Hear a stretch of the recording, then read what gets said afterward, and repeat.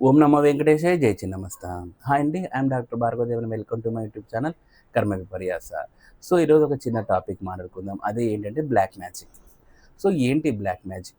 అంటే దీని గురించి ప్రత్యేకంగా చెప్పనవసరం లేదు.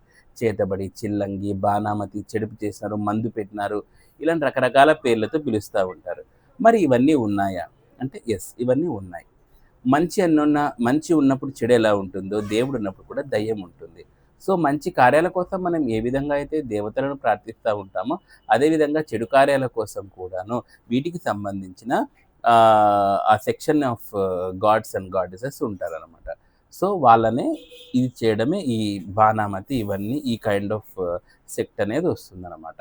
సో, మరి చేతబడి మీ జాతకంలో జరిగింది, లేదా జరగబోతుంది, లేదా రైట్ నౌ మీరు రైట్ నౌ ఆ స్టేజ్‌లో ఉన్నారు అని ఎట్లా తెలుసుకోవాలి? అంటే సింపుల్ లాజిక్స్ చెప్తాను చూడండి. కొన్ని కొన్ని చిన్న చిన్న క్లూస్ ద్వారా మీ జాతకంలో ఈ కైండ్ ఆఫ్ ఇవి జరుగుతున్నాయో తెలుసుకోవచ్చు.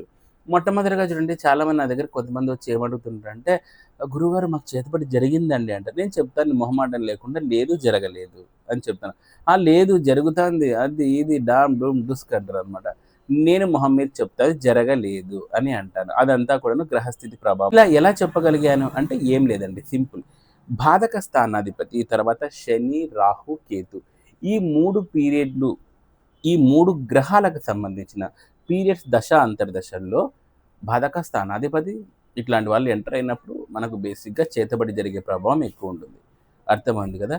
సో, ఈ 3 గ్రహాలు చాలా చాలా చాలా పర్ఫెక్ట్ రిజల్ట్ అనేవి ఇస్తా ఉంటాయి. మరి ఆ దశ జరుగుతుంది అందరికీ చేతబడి జరుగుతుందా అంటే లేదు, జరగదు. ఎవరెవరికి చేతబడి జరుగుతుందంటే ఎక్కువగా కర్కాటక రాశి, వృశ్చిక రాశి, మీన రాశి. ఈ 3 రాశులకు చాలా ఎక్కువగా చేతబడి అదే ఈ బ్లాక్ మ్యాజిక్. వాళ్ళు ఇండియాలో పుట్టిండి, ఆస్ట్రేలియాలో పుట్టినివ్వండి, లండన్‌లో పుట్టినివ్వండి, అమెరికాలో పుట్టినివ్వండి. వాళ్ళకి సంబంధించిన రిలీజియన్స్ పరంగా నజర్ అంటాం కదా! దృష్టి లేదా ఏదో ఒక బ్లాక్ మ్యాజిక్ జరగడము, వాళ్ళ మీద ఎఫెక్ట్స్ పడడము జరుగుతుంది. మరి బ్లాక్ మ్యాజిక్ అంటే ఎవరో ఒకరు పోయి చేయిస్తారా? ఇట్లాంటివి ఉంటాయి కదా! ఓకే. సో, ఈ ఆరా క్లెన్జింగ్ ఇవన్నీ నేను ముందు ముందు వీడియోలో చెప్తాను. సో, ఈ నెగెటివ్ ఎనర్జీ ఎప్పుడైతే మనలోకి ప్రవేశం చేస్తుందో, మీకు ఎవరో చేయాల్సిన అవసరం లేదు. ఆ నెగెటివ్ చూడండి, సమ్‌టైమ్స్ మీరు శ్మశానం దగ్గర ఉంటారు. ఒక నెగెటివ్ ఎనర్జీ, గుడి దగ్గర పాజిటివ్ ఎనర్జీ ఉంటుంది. శ్మశానం దగ్గర నెగెటివ్ ఎనర్జీ ఉంటుంది. సో, శ్మశానం దగ్గర కూడా కొన్ని రకాలుగా న్యూట్రల్ ఎనర్జీస్ ఉంటాయి. మీరు కొన్ని రకాల ఈ మర్రి చెట్లు ఇవన్నీ మనం చిన్నప్పటి నుంచి వింటూ ఉంటాం. సో, వీటి దగ్గర కొన్ని రకాల ఎనర్జీస్ ఉంటాయి. ఈ ఎనర్జీస్ సమ్‌టైమ్స్ మనిషిలోకి ఫ్లో అవుతా ఉంటాయి. ఎలా చూడండి, ఇప్పుడు చూడండి వాటర్‌కి ఒక రూల్ ఉంటుంది. ఏమని? ఎత్తుగా ఇట్లా హైట్‌లోనే నీళ్లు పోస్తే తెలుగులో ఏమంటారంటే నీరు పల్ల మెరుగు అంటారు కదా! సో, ఇట్లా పోస్తే వాటర్ ఇలా డౌన్ అవుతుంది.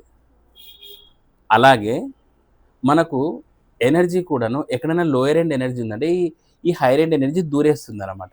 ఈ లోయర్ ఎండ్ ఎనర్జీ ఎవరెవరికి ఎక్కువ ఉండే అవకాశాలు ఉంటాయంటే కర్కాటక రాశికి, వృశ్చిక రాశికి, మీన రాశికి ఈ లోయర్ ఎండ్ ఎనర్జీస్ ఉంటాయి. వై అంటే చూడండి, కర్కాటక రాశి ఎందుకంటే అది చంద్ర ఆధారితంగా. చంద్రుడు ఒకవేళ ఆ కర్కాటక రాశిలో ఎఫెక్ట్ అయ్యాడనుకోండి, అంటే ఇప్పుడు చూడండి మీరు శుక్లపక్ష చంద్రుడు ఉంటాడు. సో, ఈ పక్ష చంద్రులకు ఎక్కువగా ఎఫెక్ట్ అవుతుంది. అండ్ వృశ్చిక రాశి అంటే చంద్రుడి నీచ స్థానం ఇదొకటుంటుంది. మరి మీనరాశిలో ఎందుకు అంటే ఇలాగే శుక్లపక్షం చంద్రుడు మీనంలో ఉన్నప్పుడు కూడా హైలీ ఎఫెక్ట్ అవుతుంది. పైగా ఈ 3 కూడాను జలతత్వ రాశులు.